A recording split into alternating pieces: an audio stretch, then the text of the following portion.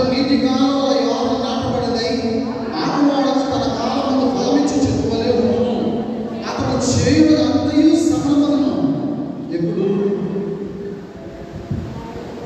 నీరున్న చోట నాటబడితే. ఎక్కడ ఉన్న నీరు? దేవుని మందిరంలో ఉంటుంది, దేవుని సన్నిధిలో ఉంటుంది.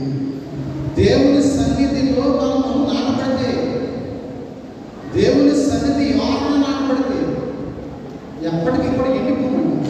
ఎండిపోతామా? డిహైడ్రేషన్ రాదు.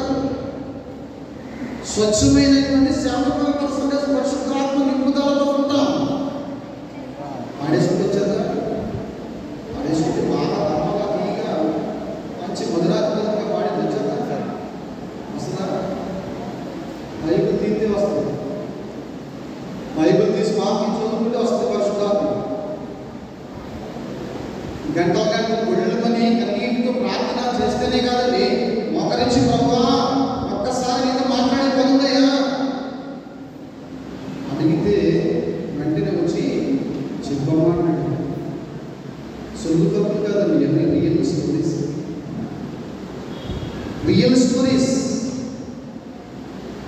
ఇలాంటి అనుభూతులు అమ్మ పరమజ్యోతైనా నేనైనా నాకు ఇచ్చినటువంటి తలాంతులను బట్టి, మాకు ఇచ్చిన ప్రభావాలను బట్టి ఆత్మీయంగా నా తల్లి సంఘమైనటువంటి లూథరన్ సంఘాలలో, నా తండ్రి పెంచి పోషించినటువంటి నా లూథరన్ సంఘాలలో, నా ఆత్మీయమైనటువంటి తల్లిదండ్రులకు, తమ్ముళ్లకు, చెల్లెలకు ఈ వాక్యానుసారమైనటువంటి శివ జలాలను నేను అందించాలి, మేము అందించాలనేటువంటి కార్యక్రమం కట్టుకున్నాను.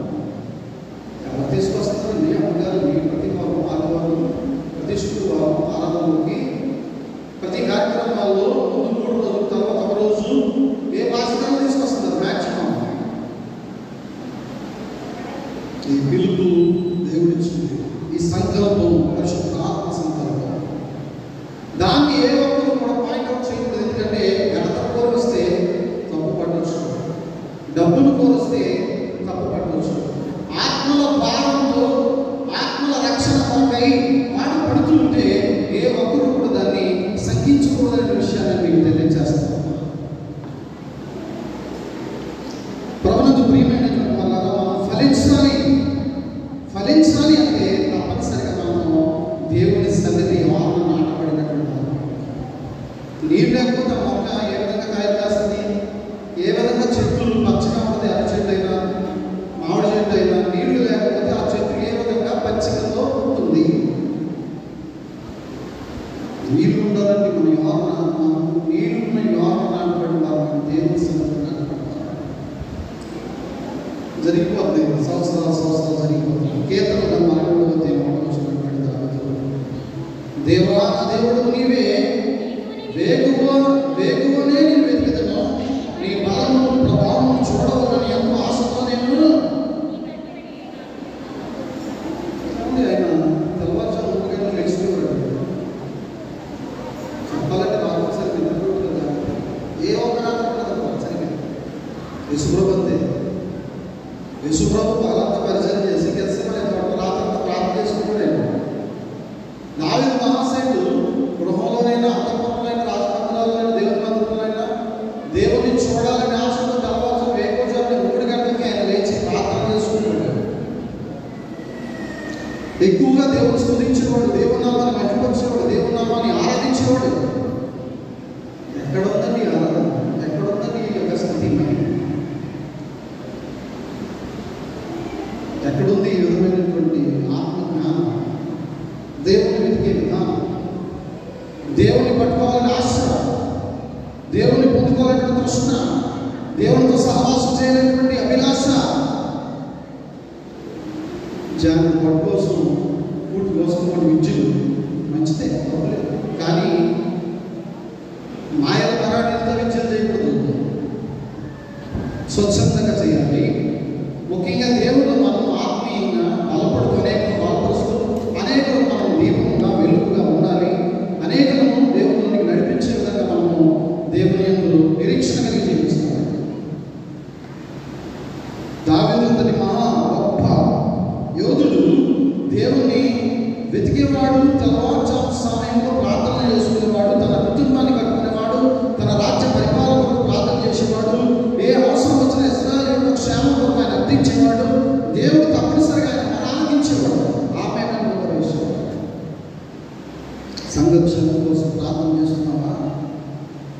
అట్లీస్ట్ నీ కుటుంబ క్షేమం కోసం ప్రార్థన చేసుకుంటున్నావా? నన్ను రక్షించు, నన్ను కాపాడు, నన్ను పోషించు, నన్ను దీవించు. భార్య బిడ్డలకు కూడా మర్చిపోయేటువంటి పరిస్థితి. చెయ్యి కుటుంబం వరకు ప్రార్థన చేసుకునేటువంటి స్థితి. ప్రార్థనా పరులు అయితే మన సభలో హైటెక్ సిటీలు ఎందుకు తిరుగుతున్నట్టు? మనం ప్రార్థనా పరులు అయితే యజమానులు ప్రార్థన రావడానికి ఎందుకు ఆలోచన చేస్తున్నారు? మన యజమాని మనమే మార్చుకోలేకపోతే మన భక్తి ఎవరికి ఉపయోగపడుతుంది? ఇంకా సేవకులు మంచిది, సేవకులతో కలిసి రాకూడదా? సేవకులు ఏనా ప్రాబ్లమా? వచ్చేవాళ్ళు రానియరు, రాలేనటువంటి వాళ్ళను ఎందుకు రానిలేదయ్యా అని చెప్పేసి ప్రశ్నించి మెమరీస్ ఉండవు. ప్రాబ్లమ్స్ ఫేస్ చేస్తారు, ప్రాబ్లమ్స్ క్రియేట్ చేస్తారు కాదు, కాంప్రమైజ్ అవుతూనే ఉంటాం. ఎందుకు జంటగా వచ్చి సేవ చేయాలి? ఎందుకు జంటగా వచ్చి దేవుని యొక్క సంఘంలో మనము దేవుని ఆరాధనలో పాలు పంచుకోకూడదు? ఎందుకు కుటుంబ సమేతంగా దేవుని యొక్క ఆరాధనలో పాలు పంచుకుని ఆరాధనలో మనం దేవుని ఆశీర్వాదాలు ఎందుకు పొందుకోకూడదు? కుటుంబానికి ఒక్కరికైనా నేషపెట్టు, కుటుంబానికి ఒక్కరికే ఇస్తున్నారా? ప్రభునందు ప్రియమైన వాళ్ళకు దూషించడానికి ద్వేషించడానికి చెప్పడం, నాకు ఇచ్చిన పనికి నేను న్యాయం చేయాలి అంటే మీరు రక్షించుకున్నారు. మీరు దేవునిలో ఆత్మీయంగా స్వస్థ బుద్ధి కలిగిన వారే జీవించాలి. స్వస్థ బుద్ధిని దేవుడు మీకు అనుగ్రహించాలి. దబ్బిము ఉంటారు, బలహీనతలు, శ్రమలు, శోధనలు, దరిద్రం, ఆరోగ్యం లేమి, దురదృష్టమ పరిస్థితులు, దారిద్ర్య రేఖలు, కనీస అవసరాలు తీర్చుకునేటువంటి కర్మ అన్నీ ఉన్నాయి కదంటే మనం మాట్లాడేటటువంటి పిల్లలు అంత బాగానే ఉంది కదంటే కష్టార్జితం అంతా కొట్టుకెళ్ళిపోయేటువంటి పరిస్థితి. ఈ సమస్యల నుంచి మనల్ని రక్షించేవాడు ఎవరు? ఈ కుటుంబ వ్యవస్థను కాపాడగలిగేవాడు ఎవరు? ఈ సంఘ వ్యవస్థను రక్షించి మంచి బాధకుడిగా పనిచేసేవాడు ఎవరు? నీ వంటి బాధకుడు ఎవరు ప్రభు అన్నాడు యోగు. నీ వంటి బాధకుడు ఇంకెవరు లేడు. ఆ బాధకుడే దేవుని యొక్క లేఖనాల ద్వారా నాతో మాట్లాడుతున్నాడు. పరిశుద్ధ గ్రంథం తీసి దివారాత్రులు చదవమని వాక్యం చెప్తా ఉంది. దినానికి ఎన్ని అధ్యాయాలు చదువుతున్నాం, దినానికి ఎన్ని కీర్తనలు పాడుతున్నాం. యూట్యూబ్ కొడితే రకరకాల చెత్త, ఆ చెత్త అంతా చూస్తున్నారు ఎవరు వస్తారు?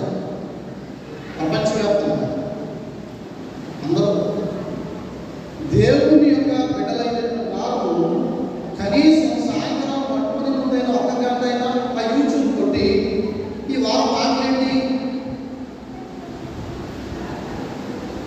ఆ పాట కాసేపు ఎందుకు వినకూడదు? ఆ పాటలు నేర్చుకోకూడదా? దేవుళ్ళు మనం బలపడకూడదా? సొంత తెలివి, సొంత జ్ఞానము, సొంత బలమ దేవుళ్ళు ఉపయోగపడేది దేవునికి? మన దరిద్రాలను విడిచిపెట్టాలంటే మనలో ఉన్నటువంటి శరీరాశ, నేత్రాశ, జీవపడ్డాన్ని మనం విడిచిపెట్టాలి. అలా విడిచిపెట్టినప్పుడే దేవుని ఆత్మ మనల్ని పట్టుకుంటుంది. ఎలా పట్టుకుంటుందంటే చెట్టుకు పట్టిన మంచు వలె పట్టుకుంటుంది. చెట్టుకు పట్టిన మంచి ఏ విధంగా పట్టుకుంటుందో పరిశుద్ధాత్మ మన జీవితాన్ని, మన కుటుంబాన్ని అలా పట్టుకుంటుంది. పరిశుద్ధాత్మ నిన్ను పట్టుకున్నప్పుడు ఏ ఉపద్రవం దేవుని నుంచి నిన్ను వేరు చేయగలదు? కరువా, వస్త్రహీనత, వ్యాధ, బాధ, అసమాధానమా, అస్వస్థత, ఏది నిన్ను దేవుడి నుంచి వేరు చేయగలదు? నీ ప్రేమ నుంచి నన్ను ఎడబాపగలవాడు ఎవడు అని వాక్యం బోధిస్తావు.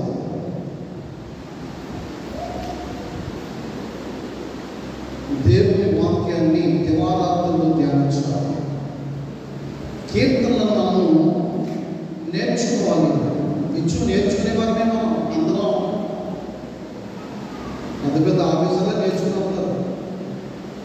నేర్చుకోకుండా ఎవరు రావట్లేదు. కుటుంబంతోనే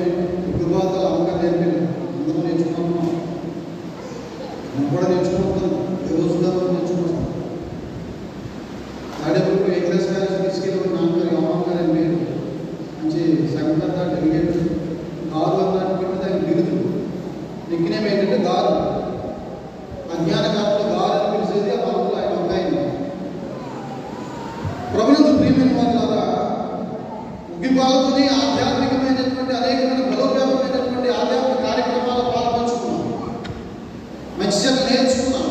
అవన్నీ ఎవరికి నేర్పించడానికి దేవుడు నేర్పించాడు? రోజు మీకు నేర్పించాడు, ఇలాంటి వారికి నేర్పించాడు. నేర్చుకోలేదని మేము మాకు తెలియదండి. పరిశుద్ధాత్మ వరాన్ని మీరు పొందుకోవడం ఇంకా కాస్త లేట్ అయ్యారు అని నేను మీకు చెప్తాను. అదొకటి ఇంకేం చెప్తాను, మీకు ఏమి రాదని చెప్తున్నా. పరిశుద్ధాత్మ వరాన్ని ఇంకా పొందుకోలేదేమో కొంతమంది అనేటువంటి ఆలోచనలు మీకు చెప్తున్నాను తప్ప మీకు ఏది రాదనే విషయం మీద మాత్రం నేను బాగు నేర్చుకుని యూట్యూబ్ కొడితే పాటలు వస్తాయి. రేపు ఆల్బమ్ పాటలు సిఆర్ గారు సెక్రటరీ గారు ముందు తెలుసుకుని ఆ పాటలు నేర్చుకుని అందరూ కలిసి పాడండమ్మా, అందరూ కలిసి పాడండి, మైకులో పాడండి, మైకులో ఆరాధన చేయండి. ఒక ఆయనకి వదిలేస్తే ఆయన స్వరం ఒకలాగా ఉంది, ఇంకో రాకుండా నాలుగు ఉంటుంది. మరి మీరందరూ క్యాచ్ చేసుకోవాలి. దేవుడు ఎప్పుడు వినాలనిస్తున్నాం పిల్లరా. కొలస్సీ పత్రిక 2వ అధ్యాయం 2వ వచనం చదువుకున్నాం ఒకసారి. బుద్ధి జ్ఞానముల సర్వ సంపదలు ఆయన యందే గుప్తములై ఉన్నాయి. యేసు ద్వారా నింపబడాలి. పరిశుద్ధాత్మ నింపగలిగేవారు ఎవరంటారు? పరిశుద్ధాత్మ చేత నింపబడాలి. ఎవరు నింపుతారు? పరిశుద్ధాత్మ హృదయంలో ఎవరు పోస్తారు? యేసు ప్రభువుని అడిగితే ఆయన తీసుకొచ్చి వస్తారు. కొలస్సీ 2:3 బుద్ధి జ్ఞానముల సర్వ సంపదలు ఆయన యందు గుప్తములై ఉన్నాయి, ఆయన శిలువలో గుప్తములై ఉన్నాయని వాక్యం తెలియజేస్తా ఉంది. సులభం జ్ఞానం లేదు, ఇవ్వలేదా? ఆయన జ్ఞానాన్ని చూడడానికి శాపాదర్శకుడు రాణి చక్కని బహుమతితో వచ్చి ఆయన జ్ఞానాన్ని చూసి, ఆయన తీర్పును చూసి, ఆయన కార్యాలు చూసి ఆయన మెచ్చుకుని బహుమానాలు ఇచ్చి వెళ్ళలేదా శాపాదర్శకుడు రాణి? దానియేలు స్వప్నాల గురించి కళ్ళ గురించి చెప్పడానికి జ్ఞానం ఇచ్చాడు దేవుడు.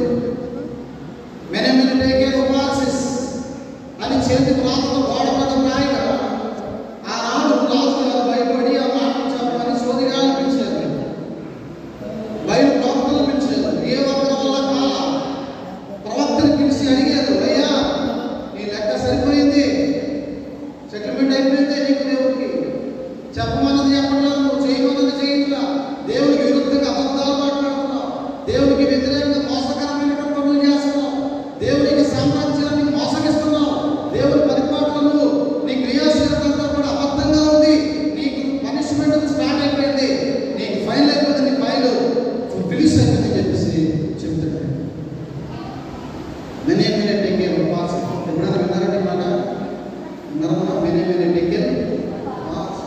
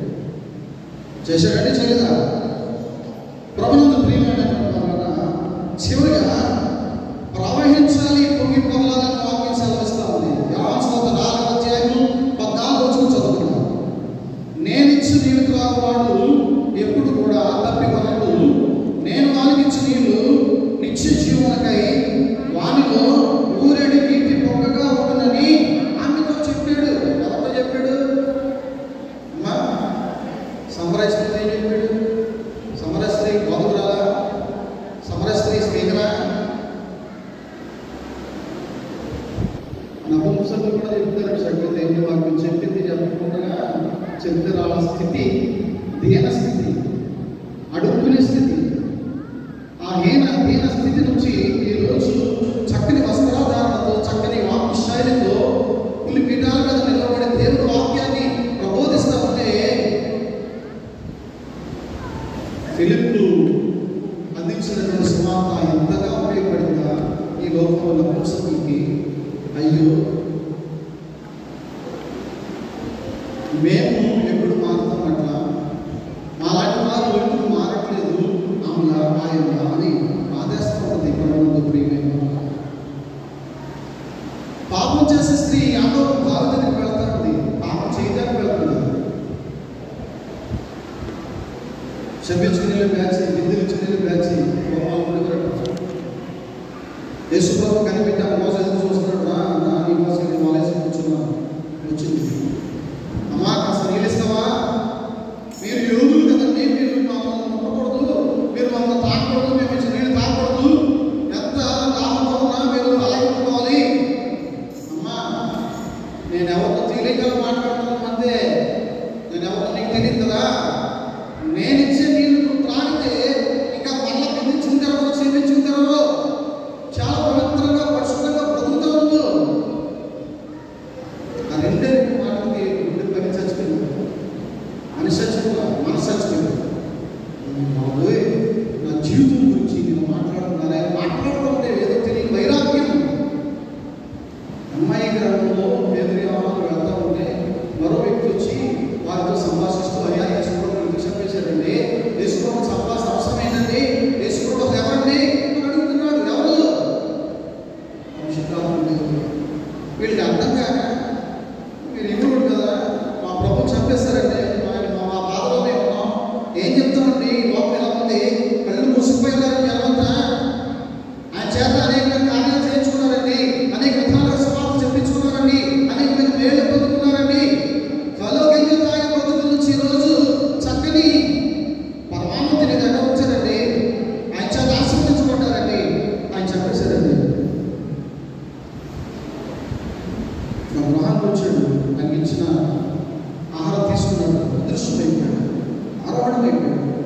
అప్పుడు అనుకున్న పేదరిగా, అయ్యో మనతో ఉన్నవాడు చేసే కదా, ఆయన మాట్లాడుతున్నటువంటి మాటలు వింటుంటే ఉదయంలో మంట పుట్టలేదా?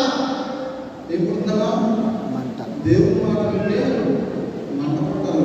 పౌలు వెర్షమే తెలుసా, కక్ష చేతనేమి విష చేతనేమి నా దేవుడు సమాధానం చేస్తున్నారు, నన్ను దండించినా పర్లేదు, నిందించినా పర్లేదు, నన్ను తక్కువ వాళ్ళగా చేస్తే పర్లేదు, బుద్ధినా పర్లేదు, తుమ్మినా పర్లేదు అని తగ్గించుకున్నాడే తప్ప ఒక టైంలో కాళ్ళు ఎగరేస్తే కళ్ళ ముందు ఎవరు కనిపించేవాడు కాదంట సౌండ్కి కదండి. కాళ్ళు ఎగరేస్తే కొరడా జల్లి మంది కొడితే ఎదురుకుండా వచ్చే మనుషుడు కూడా ఒకడు కనిపించేవాడు కదండి. అటువంటిది ఆయన పరిస్థితి.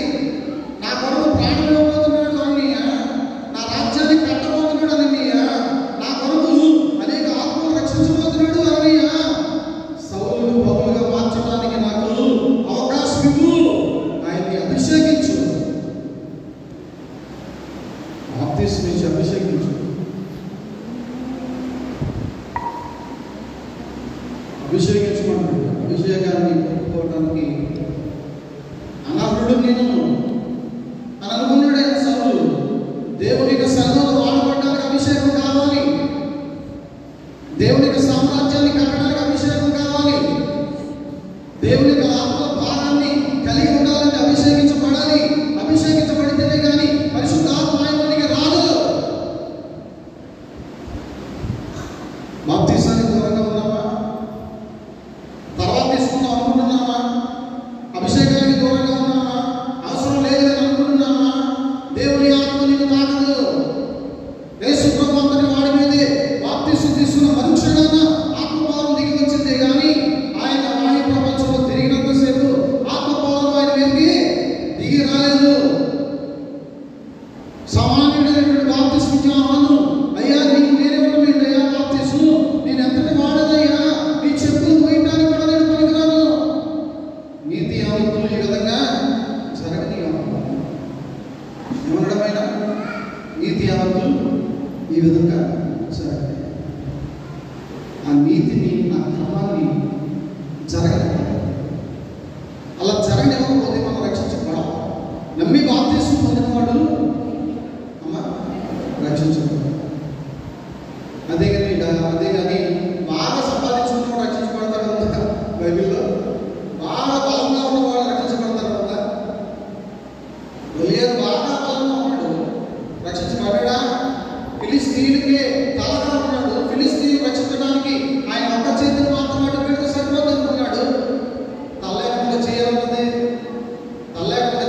ఏమైంది? తల మీద కొట్టాడు దావీదు.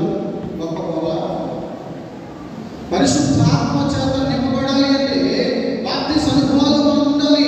బాప్తిస్మ అంటే నిర్జీవ క్రియ నుంచి తప్పుకోవాలి, లోక సంబంధమైన ఆశల నుంచి తప్పుకోవాలి, లోక సంబంధమైన స్నేహాల నుంచి తప్పుకోవాలి, లోక సంబంధమైన ఆశల నుంచి ఆశల నుంచి దూరం అవ్వాలి.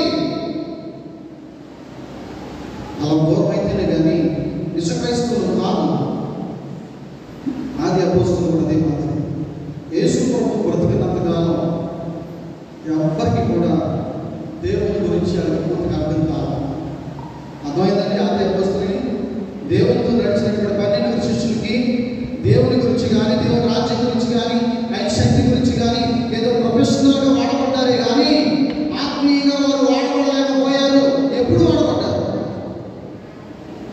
పెంతెకోస్తు దినమందు మేడగదిలో ప్రార్థన చేస్తుండగా పరిశుద్ధాత్మ దేవుడు అగ్నినాళములో దిగి వచ్చి ప్రతి ఒక్కరి మీద ప్రార్థన, వారందరూ అన్య భాషలో మాట్లాడసాగగా ఆనాటి నుంచి చచ్చిపోయేంత వరకు, ఒక మాటలో చెప్పాలి, అతసాక్షిగా మారేంత వరకు కూడా ఏ ఒక్కరు యొక్క పాదాలు కూడా పుట్టినలేదు, పిండవలేదు, వెనక తెప్పలేదు. మడమ తెప్పకుండా సేవ చేశారు. కాలిపోయారు. నూనెలో వేయించారు. చేపలను వేపుడు పెట్టుకున్నట్లుగా వేపుడు పెట్టారు కొందరిని. తల్ల క్రిందలుగా సెలవులు వేశారు కొందరిని. రక్తాంత పోసారు కొందరిని, చక్రాలు పోసినట్లుగా. బళ్ళంతా పొడిచారు, దొండతోని పొడిచినట్లుగా, సంఘ విద్రోహ శక్తులు పొడిచినట్లుగా. ఇలా పరిశుద్ధ రక్తం అలాంటి ప్రవహిస్తే ఈరోజు మనకు జీవ జలాలు ప్రవహిస్తున్నాయి మన తారక.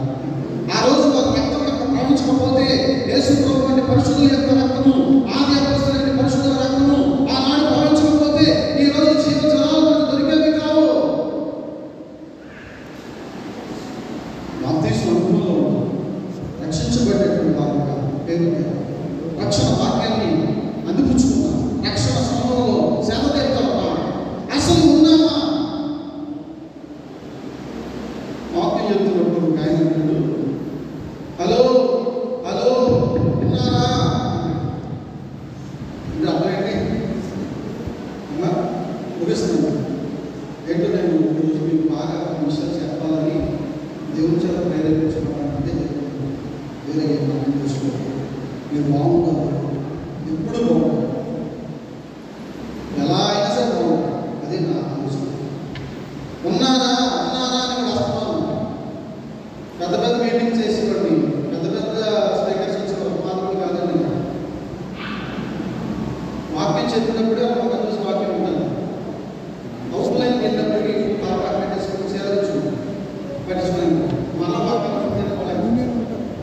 ఉన్నారా ఉన్నారా అంటే బాగా ఎదుగుతుంటేనే రెండో రోజు నయా ఉన్నారా ఉన్నారా అన్నారు. నేను దిగినవ్వకుండా ఎవరు లేవరు, నేను దిగినవ్వకుండా దూరం చేయకూడదు కేంద్ర పాఠంగా ముగింపు సభ ముగింపు జరగదు. మూడో రోజు నాకు ఉన్నారా ఉన్నారా అంటే నాకు చాలా ఇబ్బందిగా ఉందండి మాట. అంటే ఏమన్నా అలవాటు పొరపాటు ఉంటాయి కొంతమందికి. ఏం మాట్లాడాలో తెలిసి కూడా తెలియనట్టుగా మాట్లాడేస్తారు. దాని గురించి కాదు. అయితే దేవుడు వాక్యం సెలవిస్తూ ఉంది, మనం ఆలోచన చేస్తే నేను ఇచ్చిన నీళ్లు త్రాగువాడు ఎప్పుడు కూడా దప్పికొనడు అన్నాడు. ఆమెకు నీళ్ళు ఇచ్చాడు, జీవజలాలు దేవుడు మాటల ద్వారా ఇచ్చాడు. ఆమె దేవుడిలో కట్టబడింది. జీవితాంతం వల్ల పాపం చేయలేదు. చేస్తున్నావా? జీవితాంతం వల్ల పాపం వైపు తిరగలేదని దేవుడు వాక్యం ఉంటుంది. దేవుడు ఆనందంగా పాల్పంచుకుంటుంది. తల పట్టుకుంటాను ఒకసారి. మీ గురించి కదండి ఎన్నో చూస్తూ వచ్చాను కదా, ఏంటబ్బా ఈ మాటలు ఏంటి, తీరేంటి, ఈ పనులేంటి, ఈ దొరపాట్లు ఏంటి, క్రైస్తవం ఏంటి, దేవుని యొక్క పరిశుద్ధ మందిరంలో గడుపుతాం ఏంటి, మరలా అటువంటి ప్రదేశాలకు వెళ్ళడం ఏంటి? దాన్ని ఎవరు ప్రశ్నించారు? మాస్టర్ గారు ఎందుకు జరిగిందండి? సిలువ పక్కన ఉందండి, అక్కడ పాయింట్ లేదండి, ఇక్కడ కావాలి. నన్ను ప్రశ్నించడానికే నా గొప్ప. మీలో మీరు ప్రశ్నించుకుని, మీలో మిమ్మల్ని రక్షించుకుని, మీలో మీరు బాగుపడే ఆలోచన ఎవరికి కూడా ప్రశ్నించడానికి తిరగడానికి పోయింది. ప్రభువునందు ప్రియమైన వాళ్ళారా, అపోస్తలుల కార్యాలు 4:13 చెప్పి ముగిస్తాను. పేతురు యోహానులు ధైర్యం చూసినప్పుడు వారు విద్య లేని పాములను గ్రహించి ఆశ్చర్యపడి వారు యేసుతో కూడా ఉండినారని గుర్తిరిగి దేవుడు దగ్గరగా ఉన్నసేపు వీళ్ళకి రోషం లేదు, వీళ్ళకి షైనింగ్ లేదు, దేవుళ్ళ గారు బలపం లేదు. నామకార్థ క్రైస్తవులు ఎవరండి చెప్పేది అవకాశం? ఆది అపోస్తలులు నామకార్థ క్రైస్తవులు. యేసు ప్రభు జీవించినంత కాలం అంతా కూడా యేసు ప్రభు ఎవరు నాకు తెలియదు అంటే నామకార్థ క్రైస్తవుడు కాదా? యేసు ప్రభు సిలువకు అప్పగించేయడానికి వెండినాడానికి వెళ్ళాడు, చేతుల్లో పెట్టి పట్టుకోవడానికి ఒక నామకార్థ క్రైస్తవుడు కాదా?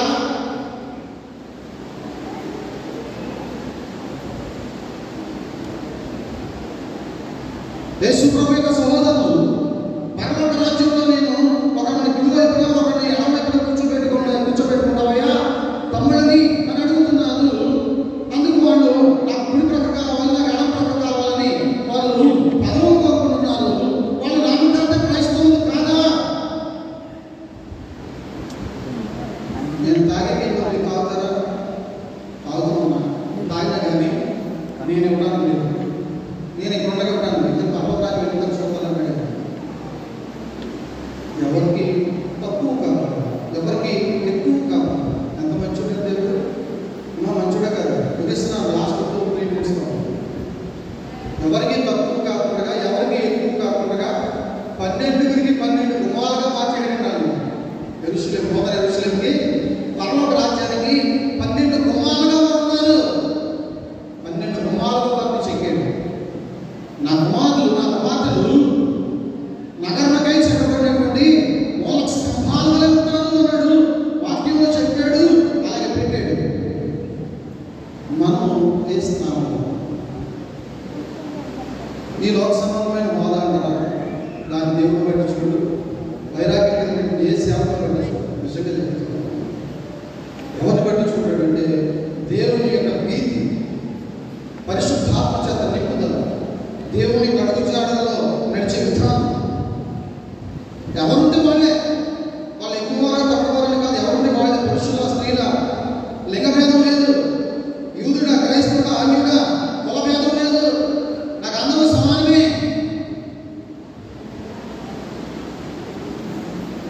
విద్య లేదంటే వాళ్ళు ఎంఏ మీటింగ్ సభలో లేదు, ఆమె చదివారండి, ఆమెలో కాస్త దగ్గర మరి వాళ్ళకి ఆత్మీయాన్ని ఎక్కవచ్చిందండి.